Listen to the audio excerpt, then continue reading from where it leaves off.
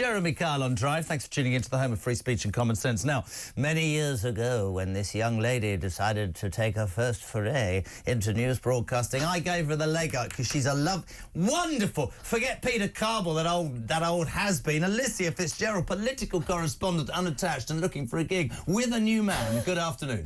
You just stole my line. I was going to say, don't tell Peter, but you're the presenter I miss the most, and you've just taken that from me. Peter who? Cardwell. Cardwell, no. Peter Cardwell. I don't know where that's come from. Listen, welcome to the show. So good to hear you. Now, your thing about it is, this is not your sort of mundane... This is quite vocal, this show, OK? Obviously, you haven't got an opinion because you're a political person.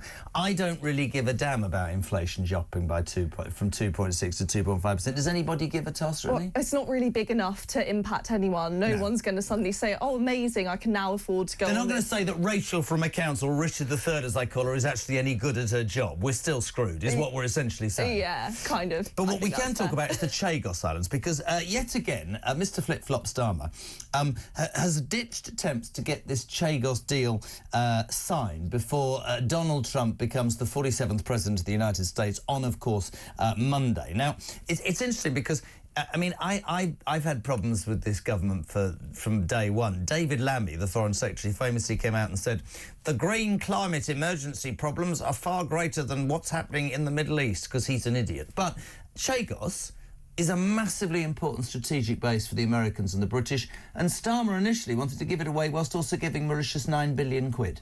Yeah, and I think this particular story is about how Starmer really wanted to get this deal signed before Trump was inaugurated next week, I think. Monday. Monday. Do you know that Starmer isn't going? Oh. But Alex Phillips is. Put that for you. No, I'm not even joking. Sir Keir Starmer hasn't been invited, and Alex Phillips leaves on a jet tomorrow to go to Washington, D.C. Funny. I think that's brilliant. That's good gossip. That's great. That's really good. It's good, isn't it? Well, sadly, it now looks like before Alex Phillips gets there, the Chagos deal won't have been signed. Good. Starmer has now said that actually he does think Donald Trump has a right to look at the details and, you know, agree to the plan if he so wishes. We don't actually know what Donald Trump thinks about this. He's not spoken about it publicly, but we have a pretty good indication that he's not going to be happy with it. I mean, people like Nigel Farage, the Reform Party, they're not happy with it, so it's unlikely that Trump would be. Dave from the New Forest. Afternoon, Jez. If I was China, I would go to Mauritius and pay us $1 billion, and when the UK gives you the Chagos Islands, you can give it to us. We get land, you get billions for nothing, and we pay the UK the 600 million using their own money. This man is nuts. It's beyond me. Yeah. I mean, it's all part of that globalist thing. I mean, there's a lot of talk, isn't there, that this government is, at best, not anti-British, but seemingly more interested in a relationship with the wider world and seemingly doing the right thing. The other big news story today, which I know you will have covered because he's done another flip-flop in the last hour, is this search for human rights and doing the right thing. So we woke up this morning to newspapers that said there's every chance that Gerry Adams, who spent time in prison, accused of being part of the IRA, turned out to be the political leader of Sinn Fein, that he could actually get compensation while soldiers are being prosecuted for atrocities, but not one mention of victims. And I don't understand a situation whereby somebody associated with a criminal organisation is being feted by this government. And victims, and we heard one earlier, who saw 11 bandmates killed whilst he was taking part in a march, now lives as a reclusive with PTSD and alcohol problems because nobody gives a toss about him. But half an hour ago, Sir Keir Starmer said, no, I'm not trying to do that. What is wrong with the man? That's a good impression. 5, 4, 3, 2, 1, oh, fireworks. Fantastic. It's great, isn't it? Yeah, this Gerry Adams story is kind of confusing because basically what the Labour Party are doing is they're trying to repeal this bit of legislation that was put in place by the Conservatives called the Legacy Act. Yes. That was basically to try and help the aftermath for the victims who were impacted by the Troubles in Northern Ireland. But lots of the victims say that actually it's not a good enough piece of legislation, which is perfectly fair, and, you know, that's a valid opinion.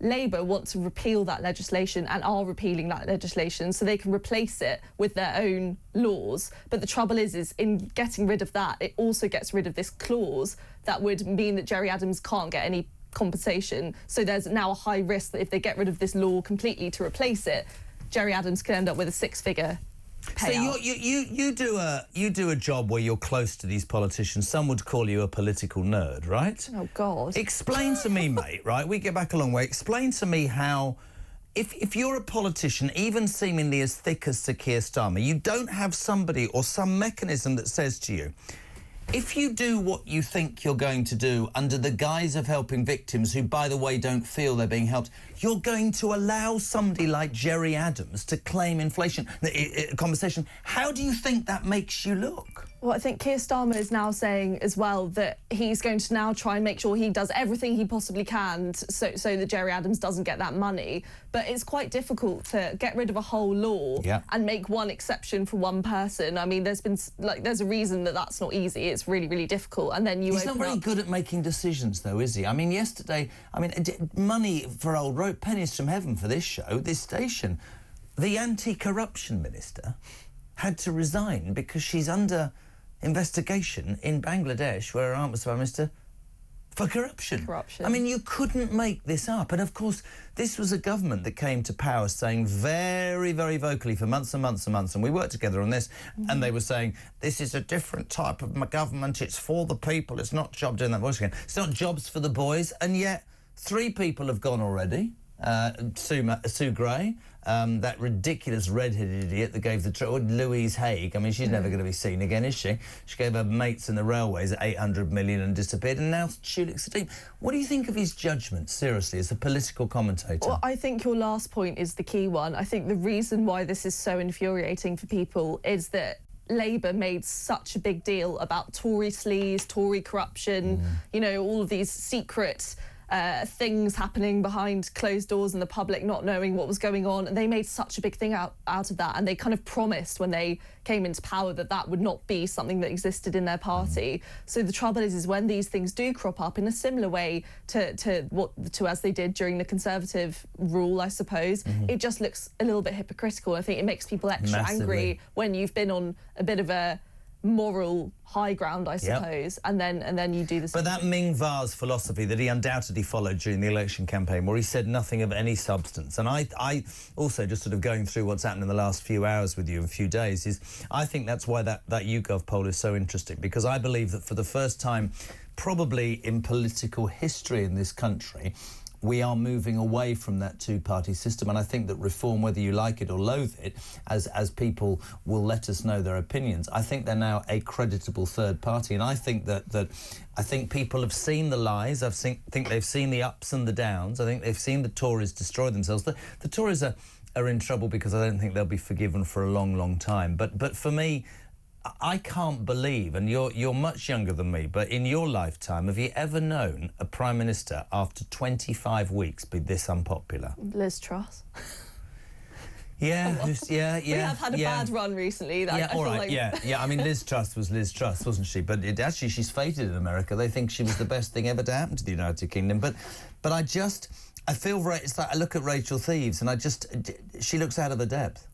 Yeah, I think people are really impatient at the moment in a fair way. I think people have wanted a change and wanted their lives to be better for so long that now they just don't have the bandwidth for leaders and politicians to say, just hang on, it's going to be a bit bad for now. But he doesn't say that. But they do, in a sense. It's like, oh, the economy's going to be worse before it's better. Like, this is going to be worse before it's better. No, I know, but I think the problem is, if under the guise of trying to do that, if you then attack some of the very important... I mean, I don't care if you... I mean, not you, I don't care if people disagree. I think that what they did to the pensioners, right, is their poll tax moment. And that was 6 weeks in. I think if you say to a bunch of people who have paid in for years, we're going to screw you whilst helping whoever else across the world, I think you're in trouble. I mean, look at the other story today. Bridget Phillipson, the Education Secretary, is to revive free speech laws after a backlash from academics. Tell us more about that, because that's another U-turn. Yeah, so this is basically about how lots of universities, the one that will come to mind is Oxford Union, for example. They often get speakers in to talk about a specialist the Oxford Union, subject, and